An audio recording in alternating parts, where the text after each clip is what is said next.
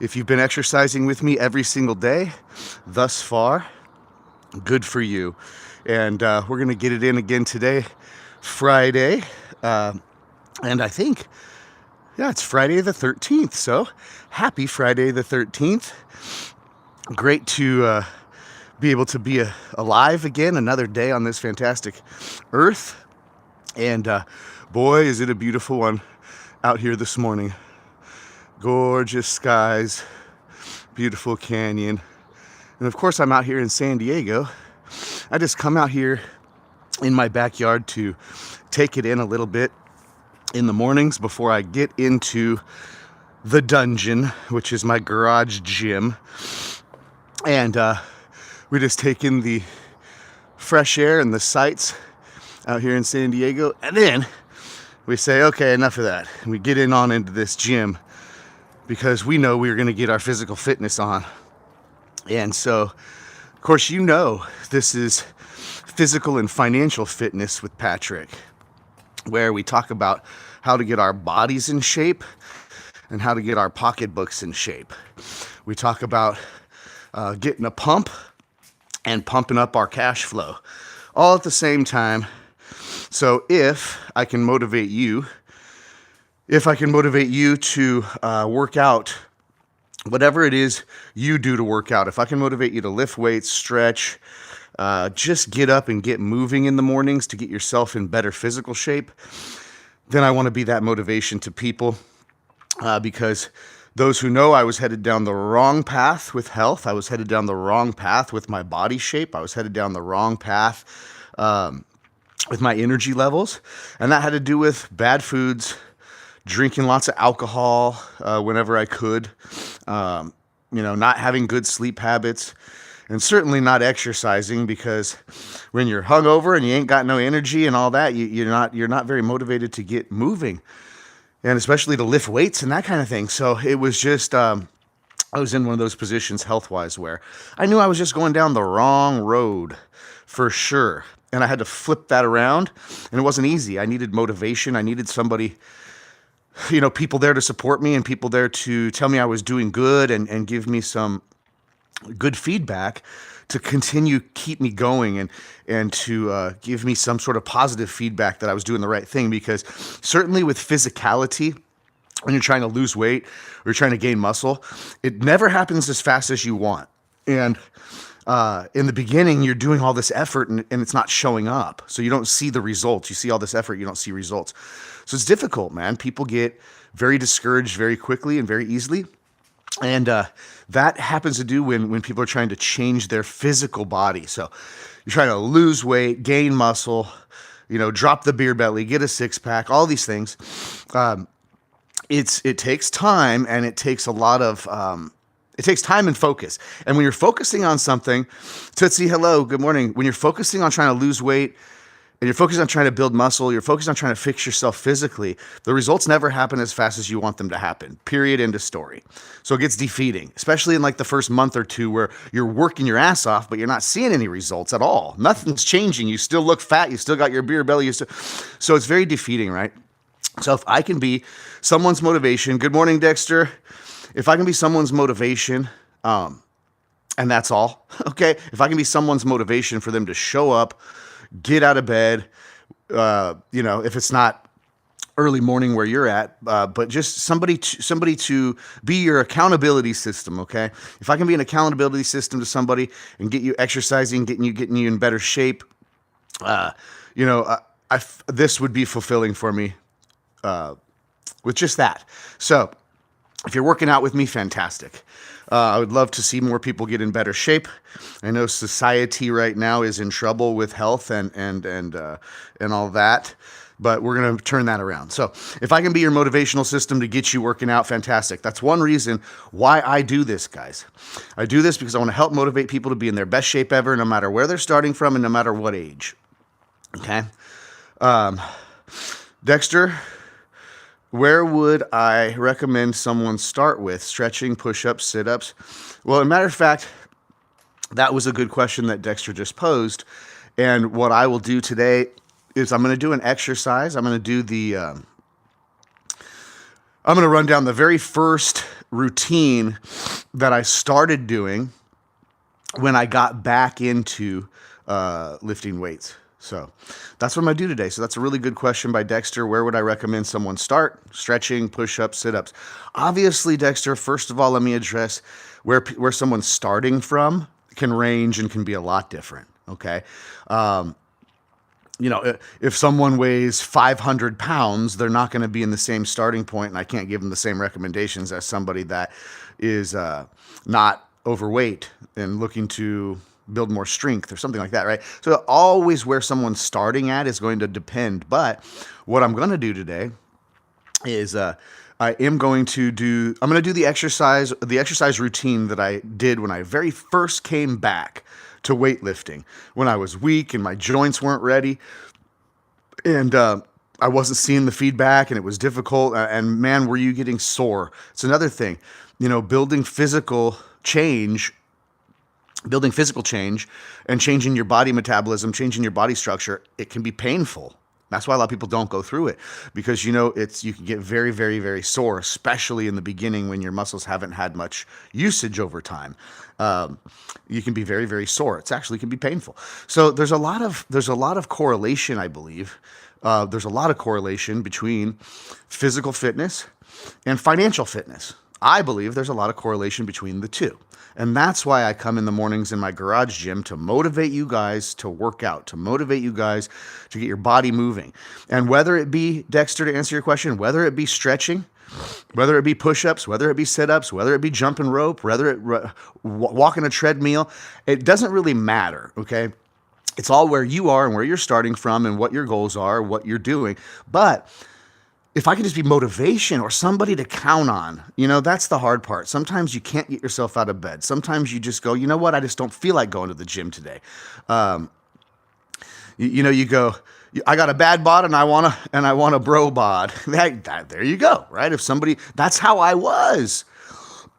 That's how I was, some guy. It was beer belly time for me, baby. It was beer belly time. I could notice that my shoulders and my arms were literally shrinking away. No muscularity, no muscle tone, big fat beer belly. I looked like shit, to be honest. And I was unhappy with that. Inside my own heart, I was unhappy with that. I don't care what other people think, really, honestly. But when I looked in the mirror, I went, that ain't you, man. So I had to make a change. And so the point being made, the reason why I do the fitness part of this and why I just don't come live to talk about financial stuff, I'm not in a suit and tie. I'm not trying to sell anybody anything on these darn things. I want to be motivation for people physically and financially. I want to just be motivation for people physically and financially. So if you got the dad bod and you want to get the bro bod, okay, there's a big correlation between physical fitness and financial fitness. To me, there's a big correlation because both take time and discipline. To build physicality, build better body, and to build more wealth, it takes time. People are usually not willing to wait time for things to happen because people want immediate gratification. Both in the physical and financial world, they both take time to build wealth and physical fitness. They take commitment. It takes a thought process. It takes a support system. It takes mentorship. And so, again, guys, that's the only reason I'm coming here. So if you want to join me on these lives, you can feel free to ask questions in the comment section of the live, and I try to answer them live if it's a valid question. And the question can be about fitness or finance. So today, here's what we're going to do. Today, we're going to do this. Dexter said, where should somebody start? Well, I'm first of all going to do the workout that I first started with about a year and a half ago or two when I decided to make the change physically, drop the beer belly, start getting back in shape, get some muscles back. I wanted to look better with my shirt off and so that was just me personally. Whatever your fitness goals are, you got to start where you're at and do what you can do. But I want to be motivation daily for you to do it, because if I get up and I get my camera on and I go live and I get out here in my garage when the rest of my family's sleeping in their warm beds and I get out here and push myself to do it, I know you can do it too. And let's push each other to be here, be accountable, and exercise in the mornings, okay? The other one is the financial fitness part of life. If physical fitness is hard and takes time and commitment, financial fitness is hard to gain and takes time and commitment as well. So that's why I do the physical and financial thing here in my garage gym early in the mornings. And we already showed here, guys, that out here in San Diego, it's a little gray. It's been a little chillier out here, and nowhere near as chilly as some other parts of the United States, man. Let me tell you. So I feel for people that are freezing out there. I'm in San Diego, so I'm a spoiled brat, but it is a little cooler for San Diego, if that's a thing. Anyways, so let's see. AJ, love my purpose, my mission, looking for advice. My dream is to find a bunch of like-minded people to live together and chase financial freedom together and work out and develop skills in our spare time. Boy, wouldn't that be great? I'm forming something in San Diego here called the Brotherhood. So that, yeah, well, no, you're not a loser if you call yourself a loser. So AJ, you're not a loser, dude. How do I find those people being right now I'm a loser? That's not true. I don't know you, but I guarantee you're not a loser. All of us human beings are brothers and sisters under God. You're special. So, no, man, listen, there's good people out there, guys, in all realms. There's good people out there that are wealthy, and there's good people out there that are fit, believe it or not. There's good people out there. And sometimes good people want to help other good people. So, you're never a loser, man. Maybe it's okay if you look in yourself in the mirror and you judge yourself that way, but out to the other people in the world, you're not a loser. Guys, if you're overweight, you're not a loser. Guys, none of us are losers. We're all on our own journeys and we're all starting where we're at. So if I looked at myself in the mirror a year and a half ago, okay, took my shirt off, look in the mirror, I said to myself, dude, you're a freaking loser. What the hell's going on with you? Your muscles your belly's huge. So I knew I had bad habits. Not a loser in society, right? Still a good friend, still a good family member, still a good father, still a good businessman and all that. But when I looked in the mirror, my body was not reflecting who I wanted to be. So we can change that, okay? We can change that. So the other one is the financial thing. So today, guys, here's what I'm going to do, all right, to get to it. I'm blabbing too much this morning. But here's what we're going to do, okay?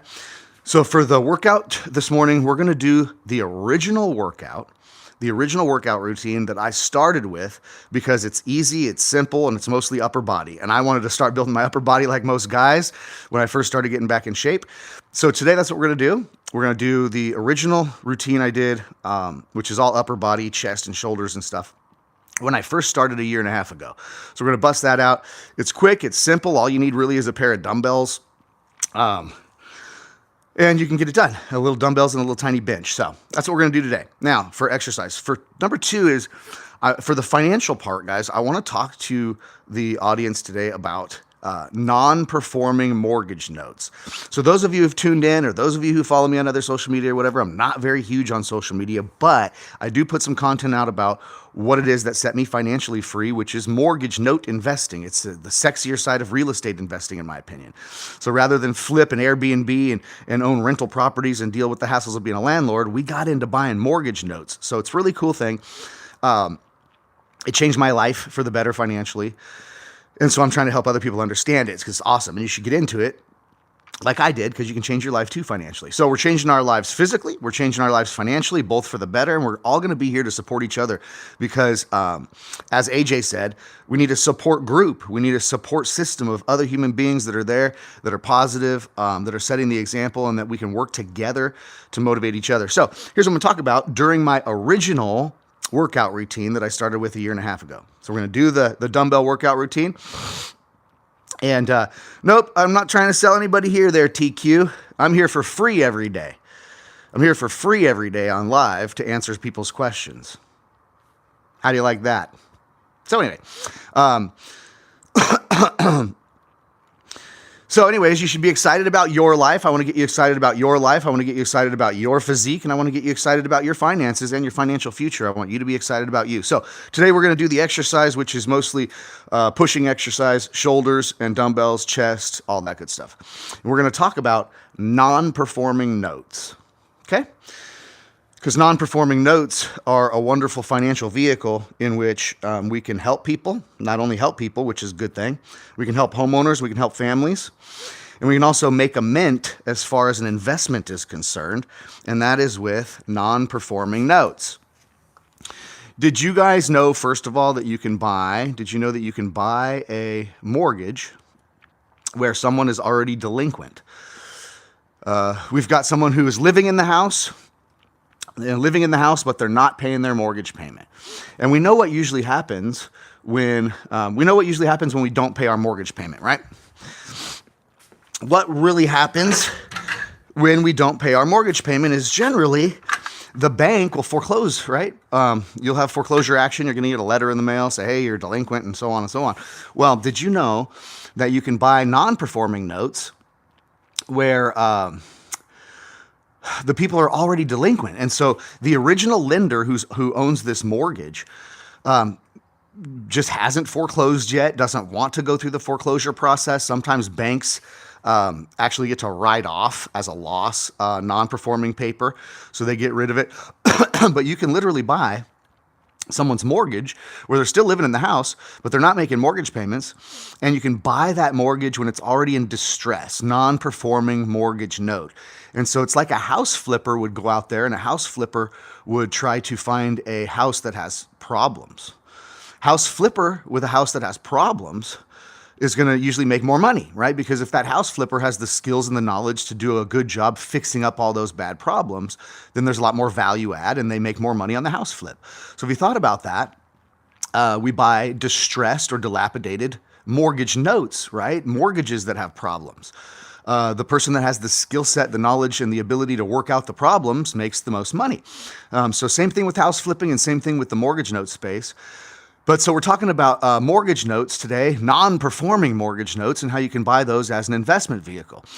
The non-performing mortgage note game allows us to help borrowers, to help people, families, and also to make a mint as far as a secured investment is concerned. So we're going to talk about non-performing note investments today. And what we're going to do is the very first original workout routine that started to get me motivated to get back in shape when I started my fitness journey about a year and a half ago, okay? So non-performing notes. Did you even know? Put in the comments, did you even know that you can buy someone's mortgage when it's non-performing? I'm curious to know if you even know what I'm talking about.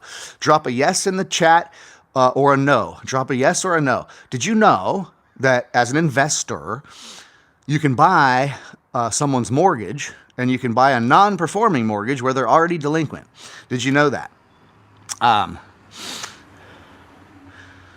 So drop in the comments, yes or no. So guys, what we're going to do first, while we're talking about non-performing notes, is we're going to bust out 20 overhead presses. You had no idea you could buy a non-performing note. Most people don't even know that you can invest into a mortgage or buy someone's mortgage. We're all just taught traditional real estate, which is the rental, Airbnb, house flip kind of model. This is a different game. The paper side of real estate, not the physical side of real estate. So banks own mortgages, correct? Banks can own 1 million mortgages, and they're collecting all this passive cash flow from real estate all over the country, basically, without the headaches of being a landlord, because they don't have to get the calls about the toilets and the roofs, right? They own mortgages. They don't own rental properties. So banks have it dialed. Why can't we be the bank? Now, of course, you know, banks don't like to lose money. So when banks, it's a good warm-up set. When banks have your mortgage, they have your house as collateral, right? So if we decide not to pay our mortgage, the bank has recourse. The bank can take our house, right? So when we put ourselves in the bank's shoes and we're investing in mortgage notes, of course, we play under the bank's rules. That individual's house is now acting as our collateral, and they owe us money contractually. If they don't pay based on the contract, we get to take over the real estate. That's the game. So we're buying these mortgage notes, and you can buy non-performing mortgage notes where the people are already in delinquency. So that's what we're talking about today. While we do shoulders, chest, and triceps, the original routine that got me back motivated to work out, about a year and a half ago when I started the fitness side of this, okay? So, IRAP says, I'm misrepresenting myself. Interesting. I wonder how. I just tell people, I come to work out here in my gym in the mornings, give people motivation to get fit wherever you're starting from. That's one reason I'm here. The other reason I'm here is I specialize in a few financial tools, one of which is mortgage note investing, and I like to teach people about it. So I'm not quite sure how I would be misrepresenting myself. Pretty straight up and raw. No script here, and I answer questions live. And I even mentioned the troll comments. so don't care. Nope, I'm not misrepresenting whatsoever, but can you buy non-performing notes? Yes. Yes, you can. And guess what else? There's options. So here's what I'm going to do. I'm going to go over, guys, real quick, and I'm going to tell you the common exit strategies as an investor that we have at our behest, the common exit strategies we have with a non-performing note. That's what I'm going to go over today, guys. Straight, real, and apparent so you guys can understand it, how cool it is, because if people have an IRA, if people have a 401k, if you've owned rental houses before and you've been playing this game, you get it. It ain't as passive or as easy as people think, but mortgage notes is much more passive. So the couple different exit strategies. What can happen when you buy a mortgage note? Strange, you just bought a house a few months ago at 23 years old. Well done, dude. Well done. 23 years old, bought a house. Well done. Epic. You're ahead of the game. I did not buy my own house at that age. Let's see. I bought my first house, when I was like 28 or 29 years old. So killing it, man. So much negative. I know. Listen, it's wild. Someone's saying, AJ's saying there's so much negative out there. It's okay. Listen, man. Even sometimes people need to learn the lesson by going and being a troll too much and going and being negative to people and ending up realizing it just doesn't feel good after a while. And then they have to come around and learn that it makes no sense. NJ, what's going on? Good morning. So we're talking about non-performing notes. I'm going to go over the exit strategies here of what we can do when we buy a non-performing note. And at the same time, I'm trying to get through the original exercise that got me back working out when I was fat and out of shape and I wanted to make a change. And that would be, I started really easy. I did shoulder presses, bench presses, dips and triceps. So shoulder presses, bench presses, dips and triceps is what we're going to try to get through today. But I'm really excited about the subject matter. Non-performing notes have done me well, and I've been able to help a lot of families and homeowners at the same time. So it kind of jazzes me out. I geek out on it a little bit, and so it's going to be tough for me to get through a full-on heavy workout today and cover this subject at the same time because the subject I'm talking about is super exciting to me. So, fitness and finance with Patrick, you know. We talk about fitness and finance today. Upper body, the exercises that got me back into working out about a year and a half ago or so when I got back into it. And then non-performing notes, something I learned about when I first got into note investing in 2018. And gosh, I didn't know. I thought it was weird. First of all, weird you could buy someone's mortgage. And then secondly, weird that you could buy someone's non-performing mortgage where they're already delinquent, like ready to be foreclosed on. But the original lender that owns that note didn't just want to go through the foreclosure process or do what they needed to do to take back their collateral. Better yet, they wanted to just sell the note for a deeper discount, get out of it, move their cash somewhere else, and let someone like me or you deal with the non-performing mortgage and having to work on it and do all that stuff, okay? So I was like, whoa, interesting. So here's what's even more interesting. Check this one out. I bought a non-performing mortgage note in 2019, and this mortgage was 2.5 years behind on their mortgage payments. I want you to get that. There was a family, a homeowner, that was 2.5 years behind on making mortgage payments, but hadn't been foreclosed on yet. See what I mean? Isn't that weird? So anyways, when I got into the business, I was like, that's weird. It's almost called like a ghost mortgage. Now, I just want you guys to know the reason why that can happen, okay? Yeah, wow, right, AJ? I was tripping. I'm like, wait a minute. How could somebody not pay a mortgage payment on their house for 2.5 years and still be living there? That's crazy, right? Well, I'm going to tell you why, okay? And you'll get it, but most people don't understand this. Most people don't realize that these, yeah, like putting a broken bike back together, sure. Most people don't understand, well,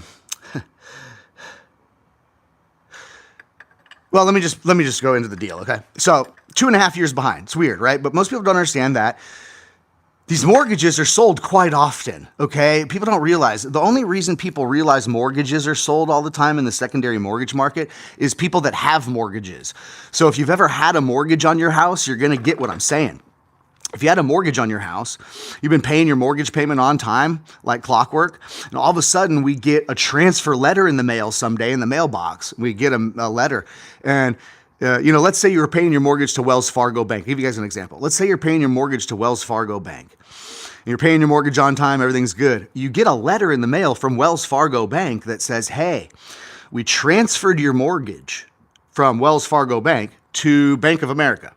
So we're just letting you know, we don't own your mortgage anymore, so don't pay your mortgage payment to Wells Fargo anymore, okay? So that's a goodbye letter. That's called a goodbye letter in the industry. Your lender says, goodbye, we transferred your mortgage to a different bank, so don't pay us anymore. And then you get a hello letter, right, from Bank of America shortly thereafter. Hello letter says, hey, your mortgage was transferred over from Wells Fargo to us at Bank of America. So now you pay your mortgage payment every month to Bank of America. Don't pay Wells Fargo no more. So guys, this is what happens in the secondary mortgage market, where Wells Fargo sold a big pool of loans to Bank of America, and the homeowners, nothing changes with their mortgage, nothing changes with their mortgage payment, their interest rate, their term, nothing. Their mortgage their ownership of their mortgage gets transferred from bank to bank.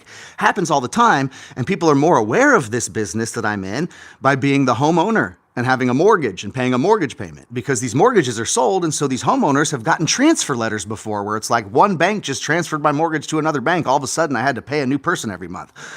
That's the note business. So I buy these notes like banks, okay? And then the transfer letter, it comes to me, not a bank. And then people start paying me their mortgage payment. Okay, understand that. Now what happened is, there was a hell of a lot of mortgages being traded in the secondary mortgage market starting after 2009 and 10, when the banking system collapsed and the mortgage system collapsed, and all the banks had non-performing notes that were delinquent, and there was too many of them to deal with. So they went and they sold off a bunch of non-performing paper like crazy to the marketplace, and it got traded around. So here's what happened, guys. An individual like the non-performing note I'm telling you about that I bought in 2019, where someone was 2.5 years behind on their mortgage. IRAP, you're so stupid, man. I hate people like you. Just get out of here if you don't want to listen. I'm trying to teach people real nuggets, man. This is non-performing note investing.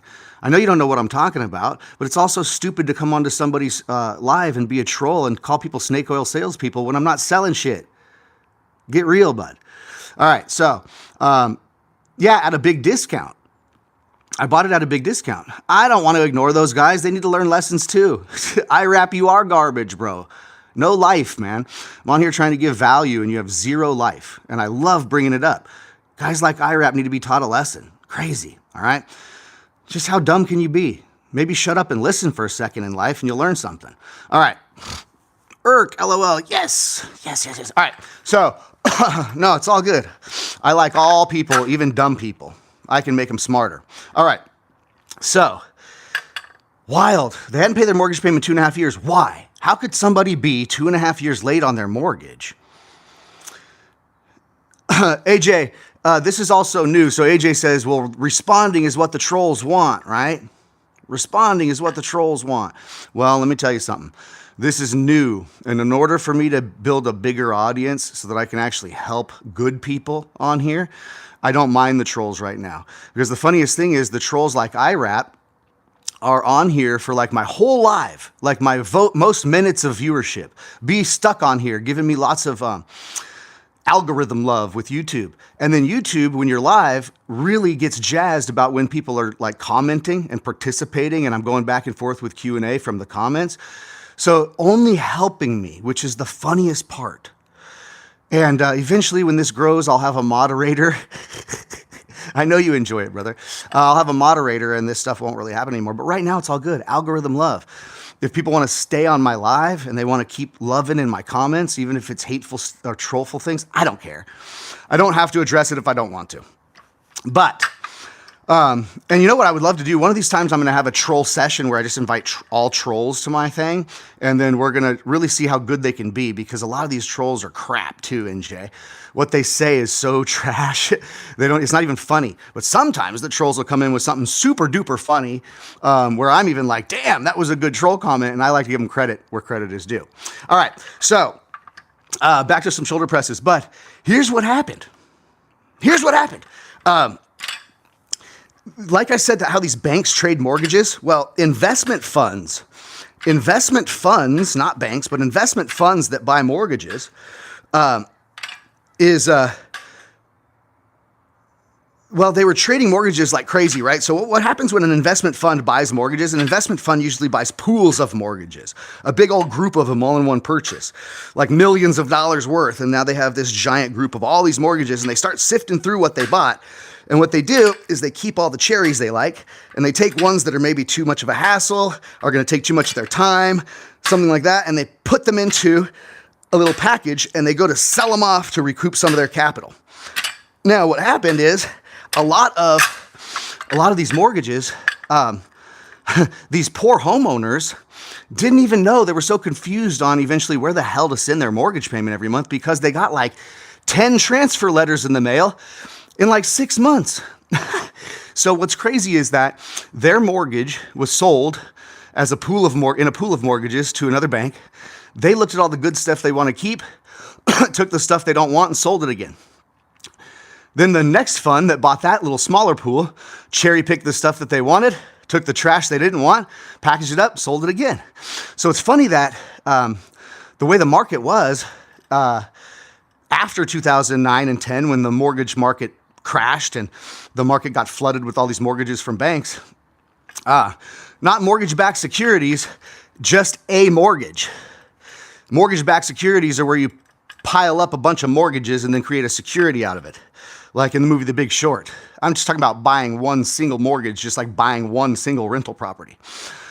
So, wild that these poor homeowners during this time where all the banks and all the note investors and investment funds were crazy trading notes all over the place and stuff, giant pools of them flying all over the place. What happened was, can you imagine you're a homeowner and you're sitting there and you get a transfer letter in the mail. It says like, Wells Fargo transferred your mortgage to Bank of America, so don't pay us no more, now pay Bank of America. And all of a sudden, literally the next month, you got another letter in the mail that said, hey, Bank of America traded your mortgage to Chase Bank, so don't pay us, now pay Chase Bank. And then a little bit later, they got another letter and it said, hey, Chase Bank doesn't own your mortgage. Can you imagine just from the homeowner's standpoint, sitting there thinking, who owns my mortgage now? Where the hell do I send my mortgage payment? It's just so wild. They got so many transfer letters in the mail. It was so confusing and all. And wild. So it created like ghost mortgages where people didn't pay forever. Almost didn't even know who to send a damn mortgage payment to. Yeah, right. Bold used to be a loan officer. Crazy, right? So anyways, I just wanted you guys to understand how that could happen. How could somebody be 2.5 years late on paying their mortgage, but still be living in the house, not be foreclosed on and that? Well, it's because their mortgage got transferred a whole bunch of times from bank to bank or from fund to fund and that, and they kept putting it in the bottom trash pile they didn't want, selling it off again and again. And this homeowner living there just kept getting these transfer letters from all these different banks and lenders. Now I'm your lender. Here, nope, now I'm your lender. Nope, now I'm your lender. And it's like, dude. So that was going on. And so I just wanted you guys to understand why I was able to buy a mortgage as an investment that was already 2.5 years behind. Just wanted you guys to understand that, okay? But, so you can buy a non-performing mortgage, notice the point now. Doesn't have to be 2.5 years behind, but non-performing mortgage situation means that they're at least 90 days behind. In the mortgage market, as a borrower, we have to be more than 90 days behind to even be deemed delinquent, right? Because people can be a month or two late and then catch it back up and all. Got to be more than 3 months late, at least, to be even considered delinquent. So we buy these non-performing mortgage notes, and I'm going to give you guys some ideas of exit strategy and how cool it can be for both the investor and the homeowner. And I say how cool it can be for the homeowner, even though we're talking about people that are in distress and ready to be foreclosed on, but we can really help people. We can help people's families and we can help homeowners out while we can help homeowners out and help families out while we make good money in a secure environment.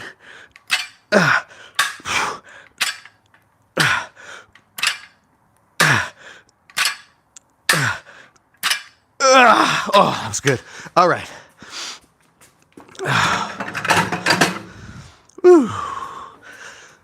Couple sets of shoulder presses, man, and you're going to start feeling some nice shoulder pump, or at least you should. And that first set usually gets you from, I don't feel like working out, I'm tired, I don't have any energy. You pump these first sets out, get your blood going, get breathing a little, And man, it's all of a sudden you kind of wake up and ready to do some more. So this is actually quite funny. Epic. I love it. And see, now you're with me. See, IRAP went from troll to he's enjoying it. Wonderful. Entertainment. All right, so a couple exit strategies we have with a non-performing note. Obviously, number one that I like the most is a loan modification, because we can do all sorts of different things. When we become the bank, we can do all sorts of different things where we could take all the late payments that they've racked up, we can slide those to the back end of their loan and start them over current. They can avoid foreclosure. They can start making payments again. We can start collecting cash flow. Everybody can be happy. So we can do loan modifications with individuals. We can also do what's called a deed in lieu of foreclosure.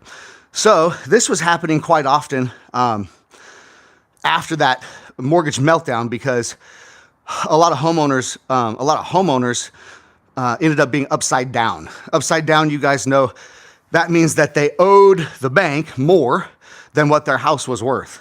So they didn't have much way to exit. They couldn't sell the house and pocket equity to avoid foreclosure or anything like that. So a lot of homeowners were electing to just voluntarily sign their house over to the bank and walk away. Okay? Their mortgage payments went up quite a bit. They couldn't afford it anymore. They were way behind. They were going to get foreclosed on. And rather than have a foreclosure on their record, which can destroy credit and some of their future, they would say, hey, can we avoid foreclosure? You don't have to foreclose on me to get the deed. You don't have to foreclose on me to get the house. I'll just sign it over to the lender voluntarily and walk away clean if I can avoid foreclosure. And that was because they had no equity and they didn't have much exit. They were upside down. And so in that case, a deed in lieu makes a lot of sense. If a homeowner has a ton of equity, then why give that house to the bank? Ton of equity, then you're saying to your lender, hey, just give me 60 to 90 days. I'm going to sell the house. You're going to get paid off and all that good stuff. So obviously smarter for a homeowner if they have equity to sell the darn house, pocket the equity, avoid foreclosure and move. But if they don't have a bunch of equity, guys, there's an option. So we as a lender, as the bank, we can offer. Sorry, I got a phone call. I should put my phone on airplane mode when I do this. I need to remember that. But deed in lieu of foreclosure. So I could offer up to a homeowner, hey, rather than we foreclose and you have bad mark on your credit and all that, you could sign the house over to the bank and walk away clean if that's an option for them. But that's only works in certain scenarios. If somebody has a ton of equity, of course, it's not smart for them to sign their house over to the bank. Rather sell it and make that money in equity and move on. So a deed in lieu of foreclosure. They can sign the deed over to the lender, walk away clean in lieu of being foreclosed on. Okay, so that's another exit strategy. So we got loan modification and we got a deed in lieu of foreclosure. Okay. IRAP, you're not in the business, IRAP. You don't know what you're talking about. How do you know so much about this? Are you in the note business? Anyway, so AJ, it's not easy, brother. When I work out, I get all out of breath, and so I hate to be the and then trying to tell you lessons and stuff like that. But so we got loan modification, and we got a deed in lieu of foreclosure where they can deed their house back to the lender, which is me or you if you're in the note investing space. And they just give the house to you. You don't even have to go through the foreclosure process, right? Now, here's another interesting one. Is it may be obvious to us that if somebody has been falling behind on their mortgage payments and they're delinquent, they can't afford to make their payments and that even if they wanted to deed the house to the bank, just give the house back to the bank and try to walk away clean without a foreclosure on their record, that's what they wish. But they've gotten themselves sometimes in such a bad financial position that they can't even afford to move. Guys, if they sign the house back to the bank, they can't even afford to move and get a moving truck and pack up their stuff and move, and they can't afford a deposit on maybe a new place to live. They would love to sign the house over to the bank and walk away clean without a foreclosure, but they're just caught in such a hard spot. So guys, there's this other option called cash for keys. So cash for keys is basically an incentivized deed in lieu of foreclosure. Okay? IRAP, keep on here though, IRAP, for me. Even if you're not listening, man, mute it, but stay on here because you being on here a long time helps my algorithm, so I appreciate your help. And commenting too helps, so stay here, don't go anywhere. We like you too. And you may actually learn something if you're open to it. But, so, cash for keys, check this out. We can contact a homeowner right? This is what I'm talking about, helping people. We can contact a homeowner that is in such a bad financial position, and sometimes people get that way. Some things happen in life, okay? Sometimes it could be death and divorce and all sorts of crazy stuff that can happen, loss of jobs and things. So sometimes people just got themselves in a situation where they wish they could sign the house over to the bank and walk away clean without a foreclosure. Sounds great. But you know what? I ain't got no money, man. I can't even afford to move. I can't even afford to get my life together to get a deposit on another place. That's how bad it is. Well, depending on the numbers and how we were able to purchase the mortgage note, we have wiggle room. And there's ways where we can help people. So cash for keys is this. I could contact a homeowner and tell them, listen, we can offer you how much money. We can offer you how much money is the question. I can offer you how much money. Here, I can offer you money in order to help you move, help you get a deposit on a new place and get moved out and all that. If you would like to sign the house over to the bank and walk away clean without a foreclosure, I can help you financially to be able to make that happen. That's called a cash for keys offer. It's a deed in lieu, but with a financial incentive to help someone be able to sign the house over to the bank freely. Now, one of the options we're about to talk about is an actual judicial foreclosure, right? Where we hire a foreclosure attorney and we actually go through a judicial foreclosure on these people. Yeah, we're the bank, so they would sign the house over to us. Or now, like I said, AJ, we would have to then we have to pay money to hire a foreclosure attorney. Foreclosure attorney is going to go and institute an actual judicial foreclosure on the folks.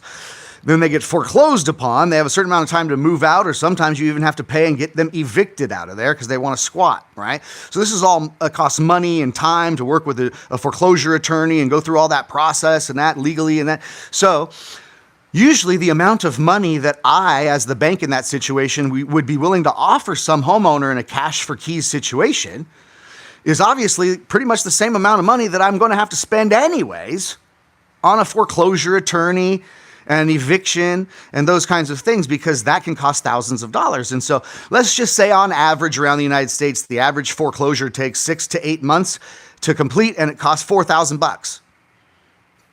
I'm going to have to pay the $4,000 and wait 6 to 8 months minimum to get that property anyways. And I have to pay that money to a foreclosure attorney that's just going to make a whole bunch of money to file a bunch of paperwork. And some poor homeowner is going to end up getting foreclosed on and have that on their record. So foreclosure is the last thing I want to do. That's like the end all be all last resort when I actually do a judicial foreclosure, because when you got loan mod, deed in lieu, cash for keys, forbearance, taking late payments and packing them to the back of the loan and then letting them start current again. We have so much power in the lender's standpoint as the bank that we can work with these homeowners that have found themselves in a really bad position. They don't want to get foreclosed on. Some of them had a bad position financially a bit ago that got them in trouble, but now they're back on track financially and they can make payments again. It's just that now that they have 20,000, 30,000 in arrearages and missed payments and all that, that's something that they can't catch up on. They can't come up with 20, 30 grand to become current on that loan. But what we can do is take that 20,000 they owe, pack it to the back of the loan, do a mod, we can get them paying again. So guys, this is a beautiful thing. So I hope you guys are understanding why I'm teaching this lesson today of non-performing notes, because it's an investment vehicle that can be great in two different ways. When we're in trouble financially and we call Wells Fargo Bank, we end up just being a number to them. And we're not talking to the powers that be. You're talking to some bank teller that's putting things in a computer that goes to corporate. And then, so trying to get help from Wells Fargo Bank because you're in a bad financial position, you don't want to be foreclosed on and you're looking for assistance. Sometimes we don't get treated very good. Ain't that right? Good morning, Bethany, talking about NPLs, non-performing loans. This is the truth. We're talking about why it's awesome. Because first of all, when we're a singular mortgage note owner, then we kind of have a closer attachment to that house, to that family, to that borrower, because, I don't own 2.1 million mortgages. They're not just a number to me. This is a family, and I want to help people. So, it's very cool, guys. So two things about non-performing mortgage notes is, yes, they're bought at a deeper discount, and if done right, we can make a mint. We can make a lot of money as an investor, and as an investor, we want to make a lot of money. But sometimes there's investments where we're in it to make a lot of money, but also people get destroyed, or people get made to feel bad, or someone has to lose, or we're stepping on somebody, or doing something fraudulent, and that's not what we want to do in life, guys.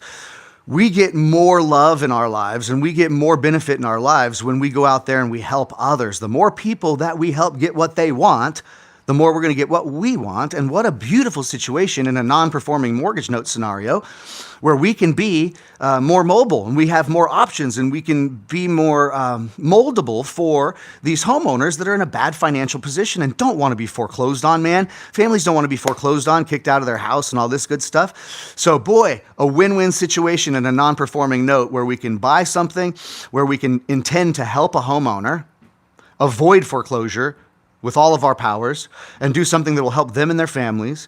And at the same time, because we bought into these mortgage notes at a very good discount and we have very big investment to value ratio gap, we have a lot of movement in which we can be very moldable, but we can also make a shitload of money, okay?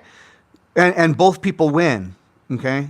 And another great thing about this, I guess, the third great thing is that we took the commercial banks out of the scenario. So the homeowner can win, we can win as an individual investor, okay? And we took Wells Fargo Bank out of the damn scenario. Pretty cool stuff, right? So I will do one more set of shoulders here.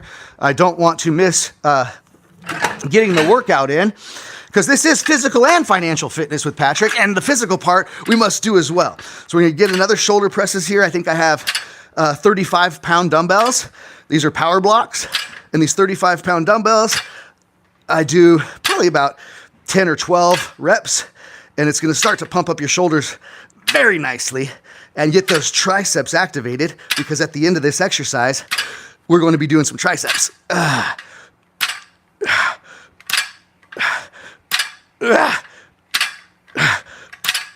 Okay, woo-hoo, starting to burn. There we go. That's a good little set there. All right, so back to it, guys. We got one warm-up set of shoulders, very light. I think I had 20-pound dumbbells. One warm-up set, 20 reps, 20-pound dumbbells. Get the shoulders moving, get stretched out, try to avoid injury. Then I kept increasing the weight here now to 30, 35 pounds and doing my other sets. So we did one warm-up set. We did 3 regular sets with heavier weight in the 10 to 12 rep area, making sure that the 10th and the 11th and the 12th rep is very difficult. Maybe the 12th you can't put up all the way, okay? It doesn't matter where you're starting from or what weight you're using. I bought some 5-pound dumbbells, little 5-pound dumbbells for my wife. And so it doesn't matter where you're starting from or your strength level. It's always a very good exercise to do, which is getting your shoulders activated. So we're talking about non-performing notes, and we're talking about the exit strategies that we have, which is loan modification, deed in lieu of foreclosure, cash for keys offer, and an actual judicial foreclosure, okay? In those options, there are several different ways where we're being extraordinarily helpful to a homeowner that may otherwise have just been a number to a large financial institution or bank, where they wouldn't get the same attention, they wouldn't get the same help, and people wouldn't be willing to bend over backwards and offer them tons of options, like maybe we can. And maybe the big banks don't even want to talk about it. They just go straight into a judicial foreclosure, and it's like, tough luck. Well, we've been in that position as borrowers before. I've been broke before. I've been late on my mortgage before, and it don't feel good when you're just a damn number to a big institution that's already extraordinarily wealthy and doesn't need no more money, okay? Now, a lot of us gravitated into mortgage note investing because real estate is the collateral, right? So if we have a real estate background, that helps, because guess what? Whether it's cash for keys or a deed in lieu of foreclosure or an actual judicial foreclosure, we end up owning physical real estate, but for much, much cheaper and through the back door, if you know what I'm saying. No pun intended with the back door thing, don't be nasty. But trust me, when we buy a note, we're buying a note for far less than what the physical property's worth if we're buying right. So if we somehow end up getting that property by any of these different means we've discussed, we're usually in really good position, okay? And now we have this piece of real estate that we own outright. When we bought the note, we were the debt. When we foreclose, the debt is wiped clean and we own the house outright for whatever it was we purchased the note for, okay? So now we own real estate. Now let's talk about that. What can we do with a piece of real estate once we've taken it back by being in the bank's position owning the mortgage? So we own the mortgage. We bought into the mortgage note. We're collecting cash flow. Maybe somebody goes delinquent. Maybe we do a deed in lieu, a cash for keys offer, a judicial foreclosure, whatever it may be. And we end up coming from the note owner, the mortgage owner, to now we own the physical real estate. But we did it for far cheaper, far less money than if we were out here trying to accumulate rental properties on the real estate market, competing with all the other people buying rentals and the wholesalers and all that crap. Get out of here. No way. You can hardly cash flow on a rental anymore because they're over leveraged and they're too expensive and interest rates are too high and all this crap, right? But if let's say I bought a note for $100,000 and the physical real estate was worth $200,000 and I ended up getting the real estate. So I bought in for $100,000 and ended up owning a $200,000 piece of real estate now, outright with no debt. So what can we do? Those of you with real estate knowledge now. So we bought a non-performing note. For some reason, it didn't work out for the homeowners, and we tried all sorts of different options from loan mod, cash for keys, deed in lieu. Maybe we had to do a judicial foreclosure after all, whatever it may be. But the physical real estate is acting as our collateral. So we were able to take back our collateral. That's the way the bank's game works. And now we own this house. We own this house outright. There's no debt on it. We own it. Okay? So what can we do with that house now to create our profit? Because we were talking exit strategies here. So all we've done is work out the non-performing mortgage scenario thus far. So whether it was a loan mod means that we didn't have to do squat. A loan mod means now we just stayed in our position and started collecting passive cash flow. So we always want to shoot for a loan mod, okay? Because I'm a bank, I just want to collect money and be passive and chill and be able to work out in my garage and hang out with my kids and talk with you fine people on YouTube and this kind of thing. So I want this passive cash flow, you know what I'm saying? Yeah, go ahead, hit subscribe, AJ, and click that little bell, that notification bell. I come live Monday through Friday, 6:30 to 8 a.m. here in my garage while I work out, and I talk to people about financial intelligence, mortgage note investing, and all this good stuff. I always appreciate supporting a new subscriber, trying to give some financial intelligence and get people in shape here. That's all. So, appreciate the support. But check that out, right? So all we've done is gone through the mortgage note side of working things out, whether it be a loan mod, deed in lieu, cash for keys, or foreclosure. So we had to do as the mortgage note investor in the bank's shoes. But now, after that process happens, let's just say we did get the real estate back, whether it be deed in lieu, cash for keys, or foreclosure. But we got the real estate back, which was acting as our collateral. Sometimes that happens. Now we own this house. I know that Bethany said in here, we could rent it out. Clever. You could, couldn't you? You could turn that physical real estate that you own now into a rental and act as a landlord on that, put a renter in there and start collecting rent from it if that's something that you'd want to do. But that's an option. What else do we got? Sell it. Yes. Yes, sell it. You could sell the house. Again, if we bought into the mortgage note for $100,000, the house that was acting as our collateral was worth $200,000, and we ended up getting the house back. We could just put the house on the market immediately and sell that sucker and get out of there, and we had made a wonderful return on our investment. So fantastic, you could sell it. So you could rent it out, you could sell it. What else could we do? We talked about Airbnb earlier, right? Could you turn it into an Airbnb? Absolutely. Could you try to see if you can get it approved for Section 8? Absolutely. Can you, can you turn it into a group home? Yeah, absolutely. I mean, whatever it is, we understand there's a billion different things you can do with real estate. Now, check this out. Yeah, keep it for yourself, right? You own it outright. Hell, you could go live in it, okay, because you own the real estate. But check this out. We're in the mortgage note investing business. We're in the money business. So when we're in the money business, we're not necessarily in the real estate business. I don't really want to own real estate, guys. We preach about not having the headaches of dealing with the tenants and chasing rents and getting the calls about the clogged toilets and having to do the maintenance and having all the liability of ownership. I don't like all that. That's why we got in the note space. So here's another clever thing. We've taken the physical real estate back. Okay? Now we own that real estate.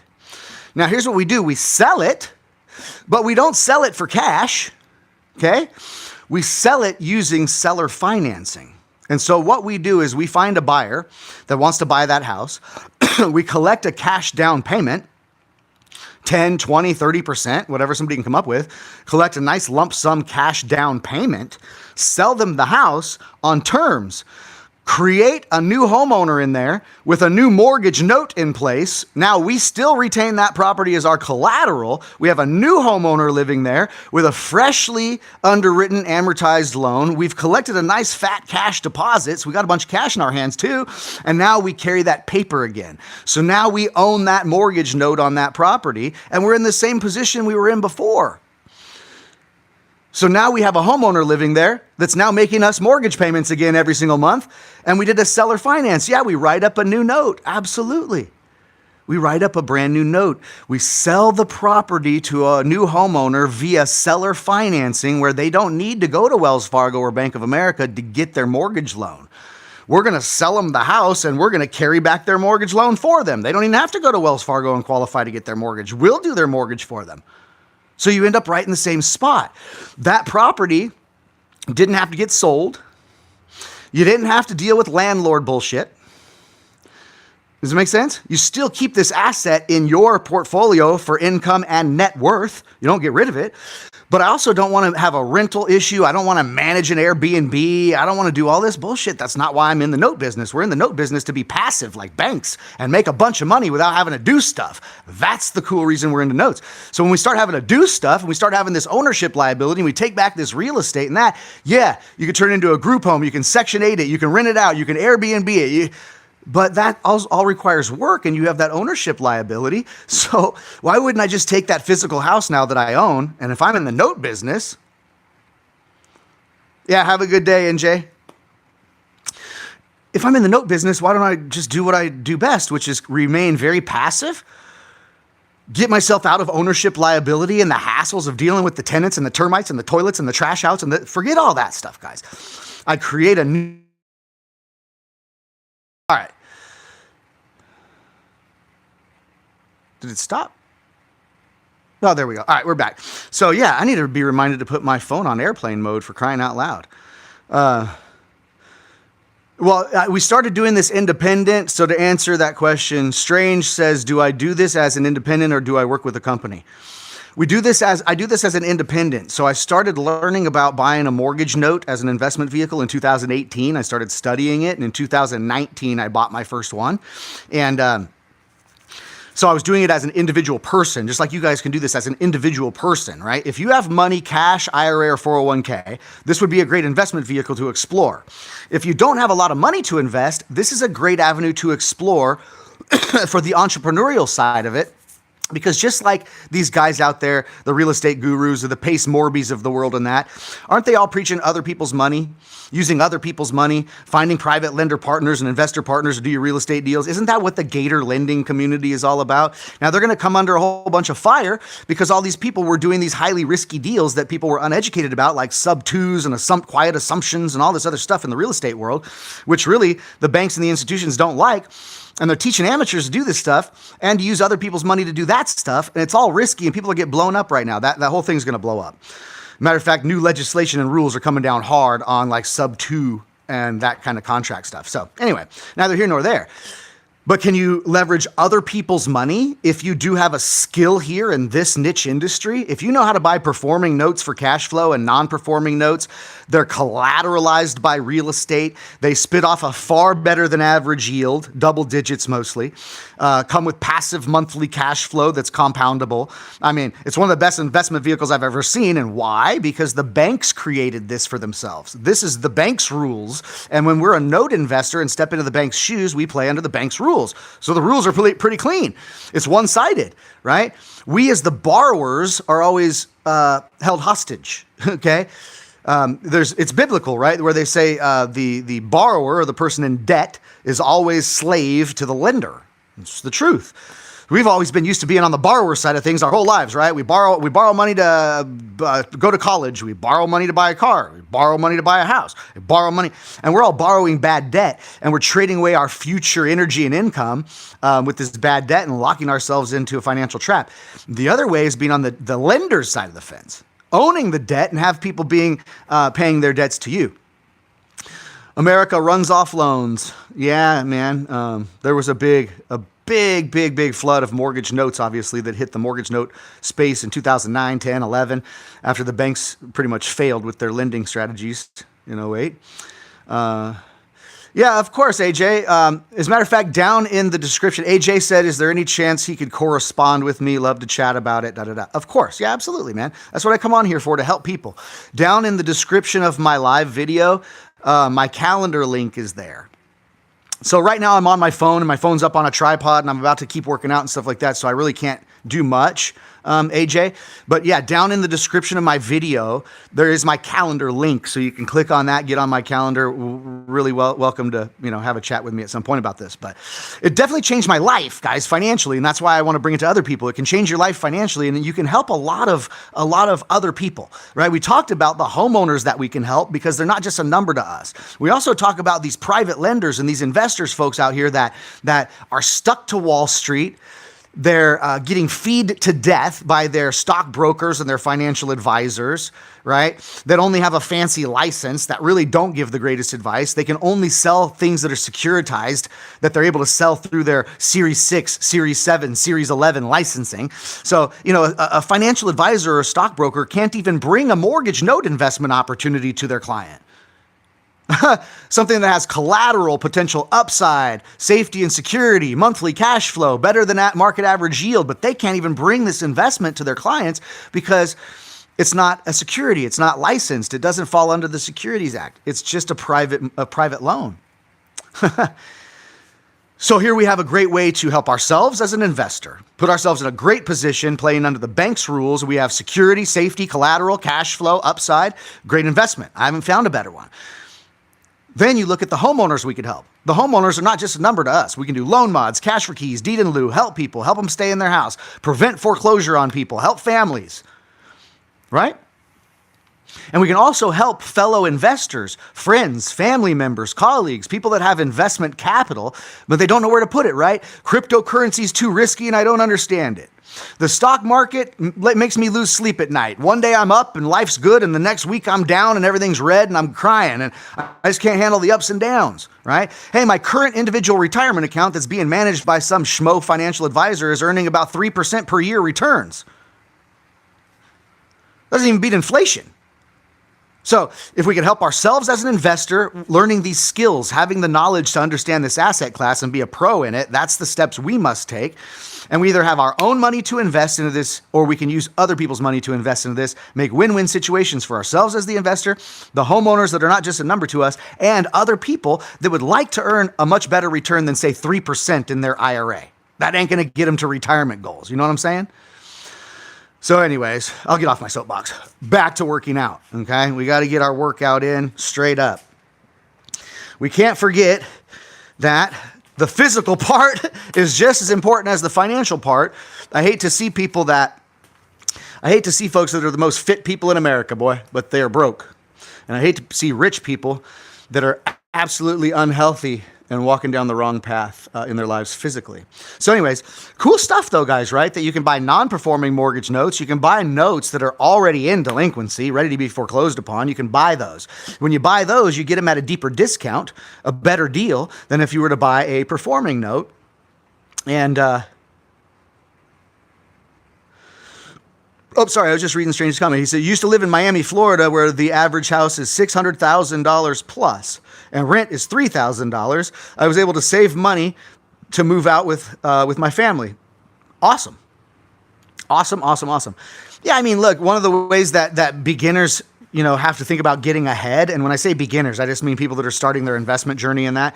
One of the things people have to do is try to cut down their expenses, stop spending, stop overspending, stop buying a bunch of shit you don't need, stop spending, $7.50 on a coffee at Starbucks every day and all this other stuff. So cut down your expenses a little bit and start to put a percentage of that money into some sort of investing. And over time, you can build wealth easily. It's not hard. It's just discipline. And so some people need to, roll like I do, guys. See my car back here?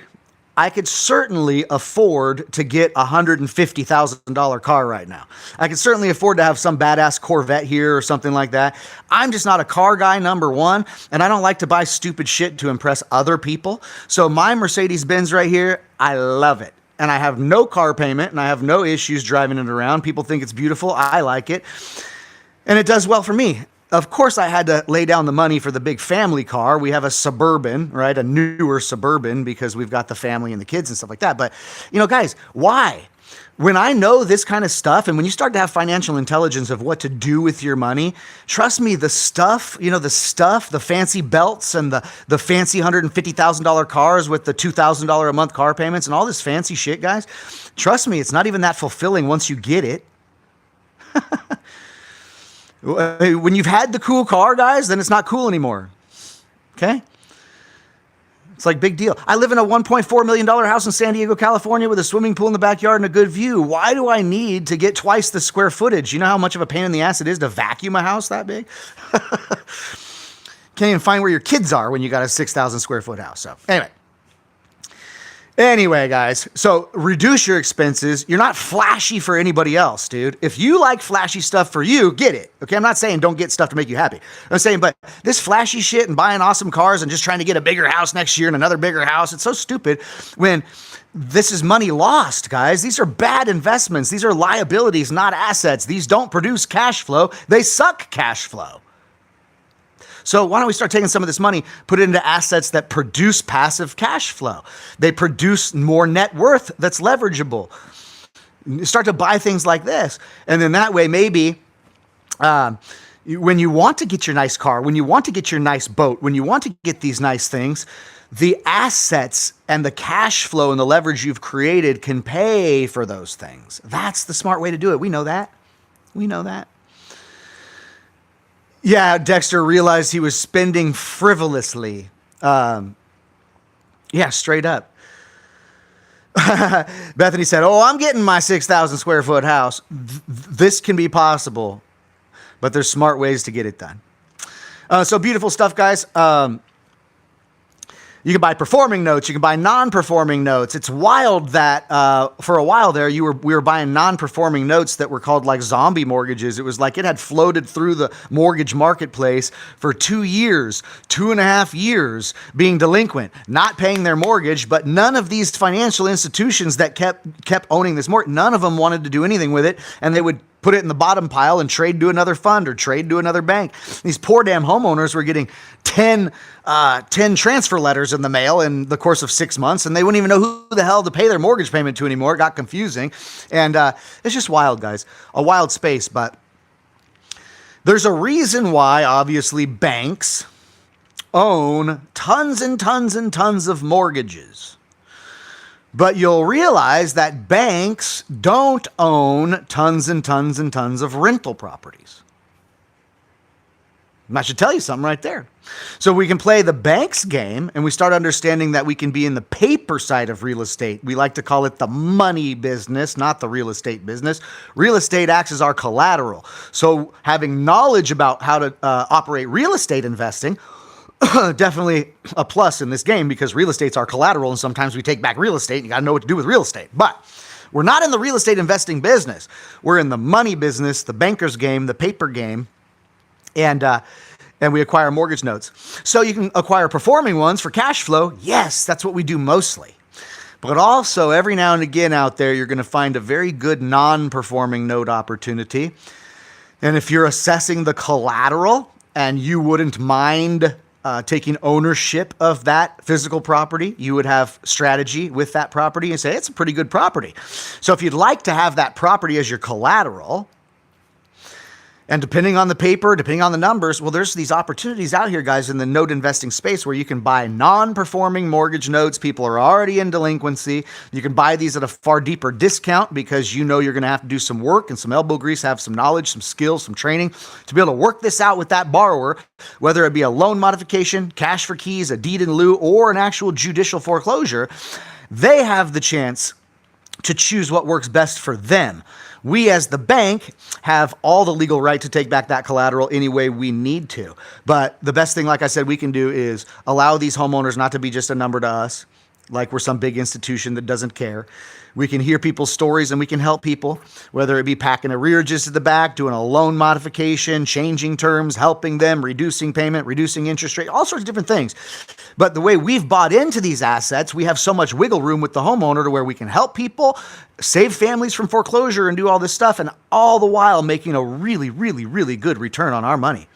In fact, there was a note I bought for $37,000 in Michigan that I ended up making, what was it?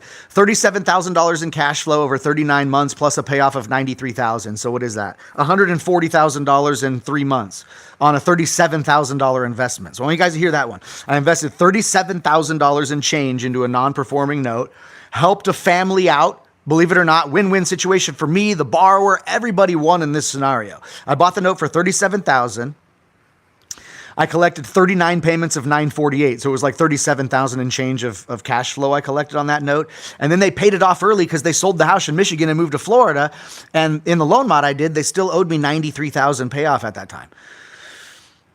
So I invested $37,000 and change. I collected $37,000 in cash flow over the 39 months and then got paid off $93,000. So that was an eye-opening non-performing note in the beginning of my career back in 2019. Let's see.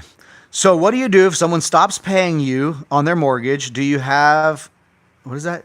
Do you have to safe them individually in court? So Bree, yeah, that's what we were just talking about, this whole thing. So you might want to go back and watch this replay because we went right through it. Anyways, yeah, we went right through it. So you can do a loan modification, cash for keys, deed in lieu of foreclosure, or a judicial foreclosure. Judicial foreclosure is, yes, I hire a foreclosure attorney. The foreclosure attorney takes the homeowners through the paces of an actual judicial foreclosure. So that is one of our options. One of our options is a foreclosure, but it's the one that I like to use least. I use foreclosing on somebody as the very last end-all be-all option after we've tried loan mods and other things to help the family out. But yeah, go ahead and subscribe to my channel, Bree. I do come here Monday through Friday, 6:30 in the morning to 8 a.m. I do my workout, which I have not been doing much of today, guys, because I get so jazzed about this subject. I haven't really been doing the workout today. I've really been talking more about the non-performing note game, so... I'm a dummy. Yeah, why do people call themselves that? You're not a dummy, AJ. But AJ says he's a dummy, and I explained it so that it's easily understandable.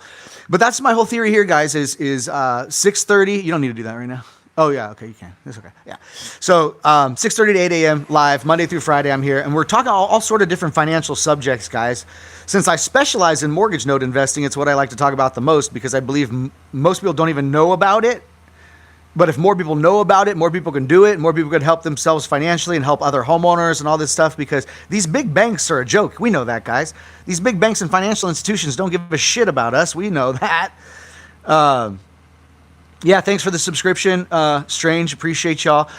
But yeah, so anyways, guys, that's kind of my spiel. I'm going to get off of this damn thing because I can just keep going on this all damn day. And I've been blabbing way too much, and I do need to get my workout in, and you guys should too. But back here on Monday, okay? So I'm going to be here Monday through Friday, 6:30, 8 a.m. Like, subscribe, hit the little notification bell, and we can talk amongst each other. I love when people participate in the comments. I'm not going to sacrifice my workout, brother, AJ. When I get off of this, I'm going to bust it out before my day starts. I'm going to finish it up. But yeah, what's your quick question? Go ahead, AJ has a quick question. But I'll be here 6:30 to 8 a.m. Monday through Friday. Hit the like, hit the subscribe, hit the bell. And if I can motivate you to work out, if I can motivate you to get in better shape, if you have accountability where you're like, hey, damn it, this guy's waking up to do it. This guy's waking up, working out, and doing it every day, that would be great for me to inspire somebody because I needed that inspiration. I needed that support when I got started back into working out, getting in shape. So I'd love to be your inspiration. So work out with me in the mornings, right? Move with me, listen, whatever it is. Maybe you'll learn something, maybe you won't, but at least we can work out together. That's good. And then secondly, of course, we're going to talk about investing strategies, specifically mortgage notes, investment funds, performing and non-performing strategies, real estate strategies, those kinds of things is what we'll gab about here while we exercise, okay? Dexter, I know, bro, my jaw got a workout this morning. It's already somewhere I need to stretch it out. It's so funny, man. Nope, didn't lose the gains today, man. As soon as I get off this call, I'm busting them gains, brother. I do not miss my workouts. I know how important it is, but I really wanted to give my attention to you guys today because this is a really important subject that I obviously nerd out about quite a bit. Let's see. If it would help if you had a team of guys making calls and searching properties all day. No, not really, AJ, because I'm not searching properties. Remember, I don't buy properties. So like the wholesaling game and the game everybody's playing now where it's like trying to make offers on people's properties. Remember, I'm not buying the properties. So we're in a different space. I'm buying the mortgage debt. It's a banker's game.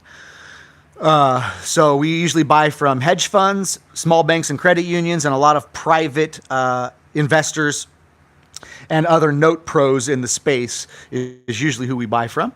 In fact, guys, go to paperstack.com. I always give my boys a shout out. My boys, Brett Berkey and them, they own that company.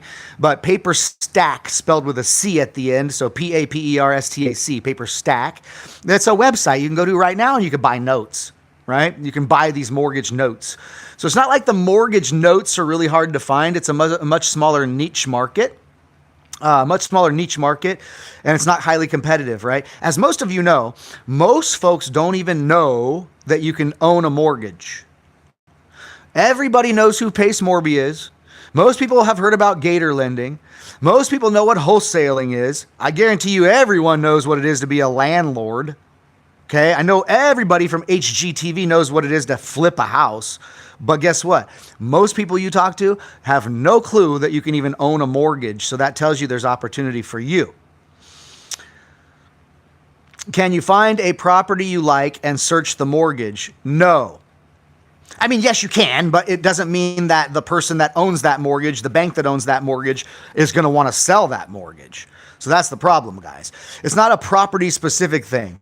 It's us to look through and comb through the note inventory that is being listed out there in the secondary mortgage market and to assess what our buy box is, to look at what's comfortable for us and to be looking at the note inventory that's on the market and be doing the due diligence on the paper and the property and the people. When you do the due diligence on the paper, the property, and the people, you're going to find notes out there that fit your buy box, that meet your due diligence standards, and you purchase them. So not necessarily going after a certain property. In fact, remember, AJ, I don't want the property. I don't want the property. I don't want property ownership or liability. That's why I'm in the note space. I love passivity and I love collecting mortgage payments every month without headache, no phone calls, no nothing. Just making sure the money comes into the account, right? It's a good game to play. So I really don't want the houses. So I'm not pinpointing specific houses. What I am doing is I am pinpointing certain mortgage notes where I understand I'd be okay if I had to take back that collateral. So I'll look at a mortgage note for sale. One of the pieces of due diligence is obviously on the physical property. If I'd be okay at some point owning that physical property and I think I'd have exit strategies with it, then that's all I need to know about the physical property. But it's tough to find a physical property in which the existing lender who owns that mortgage is willing to sell. So basically, we're trying to go out there in the secondary mortgage market and find notes that are listed for sale. So there's already a reason why a bank, a hedge fund, a private seller, a real estate investor is selling that note. They obviously need cash now. And we're looking for those and just assessing if that collateral would be something we'd be okay taking back if we had to. Yeah, you can with private sellers. Yes, you can. You can find private sellers, not institutional note investors. Right on, Bethany. Would it help in this field to work together or is it dog eat dog? No, this is always collaborative, man. Notes is a small niche industry and it's relationship based. We took it to another level, right? So we started buying these notes as individuals, and then our family started an investment fund, a $20 million investment fund, and we've been buying mortgage notes at a larger scale. So it is collaborative, guys. It is collaborative, not dog eat dog. What is it? AJ, it seems like a big money guy could use a team of guys to do the actual footwork. Yeah, absolutely. We have a team. We have, 7 or 8 people. Bree says, do you ever create relationships with your homeowners or is it strictly transactional or do you pay someone as an employee to collect for you? No, so Bree, we use a licensed loan servicing company. The mortgage note business, the loans have to be professionally serviced. We don't self-service the loans. And so we onboard these loans. Once we buy them, folks, we onboard these loans that we own with a licensed loan servicing company. And our licensed loan servicing company, that's the servicer of that loan, does all of our dirty work for us. They send out the monthly statements. They have the communication with the borrower. They collect the monthly payment. They send out the year-end statements. They keep track of the payoff balance. They do all that dirty work for us, kind of like you would have a property manager in place to help you manage your rental property. So we have a loan servicing company in place that actually services the loan and the borrower. So we're sort of removed from the borrower. And remember, it's not our tenant. So we don't call the borrowers on the phone and say, hey, man, you're late on your mortgage payment. What's going on? You can't do that. That's against the law because this is debt collection. It's not real estate. It's not landlording, right? So you can call your tenant on and say, hey, Joe, you haven't paid rent. What's up, man? What's going on? You can do that to your tenant. But you can't do that to a homeowner because remember, we're their bank, we're the lender. So we have certain legal practices that we have to operate under debt collection rules and practices. So take myself out of it, guys. I put my loans onboarded with a loan servicing company. The loan servicing company does all my dirty work for me. That's why it's passive. We check to see if the mortgage payment came in. Yeah, but that was a really good question. What is their cut of each note? Do you mean if we're leveraging OPM? Is that what you mean, Roddy? Do you mean if I buy a note with other people's money? It's all negotiable, man. Just like it is if I had a financial partner or lender help me do a house flip. How much of the house flip profit do they get? It's negotiable. Oh, God, the servicing company. Okay, good. Yeah, okay. So what's their cut on each note? Generally, the servicing company, and I love giving people shout outs, guys. We use Madison Management Loan Servicing Company. So that's who I use. They're called Madison Management. But Madison Management charges like $20 or so. I don't know if their prices have gone up a little bit with inflation, but I don't even pay attention. It's very, very minuscule. $20 a month per note to do all that. Send the monthly statements, keep track of the budgets, the payoff balances, the year-end statement, collect the money, all that stuff. All the communication too. If I want to communicate with one of the borrowers, if I want to communicate something with one of the borrowers, I don't call them on the phone and go, hey, how you doing? This is Patrick. I'm removed from it. So what we do is we pay this licensed loan servicing company $20 a month to do all the dirty work for us. If I want to communicate with a homeowner, I then communicate with my loan servicer. I tell my loan servicer, hey, I need you to do this with this homeowner. I need you to communicate and tell this to this homeowner. I need you to send this letter out there, whatever. So I'm instructing my loan servicing company to have all the communications with the borrower.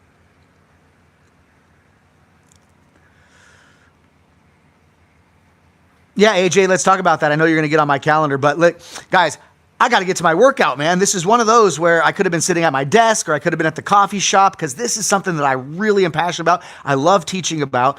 And so I didn't get my workout in, dude. I got to go, you guys. I got to get my workout in. I have physical goals this year as well as financial goals, and you can't let one sleep for the other. So gotta go. I'm going to get my workout in, guys. We did shoulder presses. It's really all we got through, okay? So just to remind you, we did shoulder presses. Now I'm going to do regular bench presses. Then I'm going to do some dips, and then I'm going to do some triceps, okay? That's going to end out the workout. We're going to be here Monday through Friday. Like, subscribe. Yes, I'm golfing this weekend. You know damn straight I'm golfing this weekend. I am golfing tomorrow morning. Andy, yes, you and I will be talking later for sure. And, guys, just again, let me inspire you to get up. Let me inspire you to work out. Let me inspire you to get in better physical shape. And then also let me inspire you guys to gain some new financial intelligence, to learn some things that are not mainstream, and to understand there are better ways to set ourselves financially free than is taught by our financial advisors and CPAs. Okay? Yes, and I'm taking my wife out for Valentine's Day this weekend. That's right, guys. Happy Valentine's Day for this weekend. Of course, all you gentlemen out there, make your women and your daughters feel special. Make sure you get flowers, take them out, buy them some nice food and chocolates, and show them that you love them, guys. Show some love on Valentine's Day. All love. All right, guys? But I'll see you guys back here on Monday, dude. I got to go.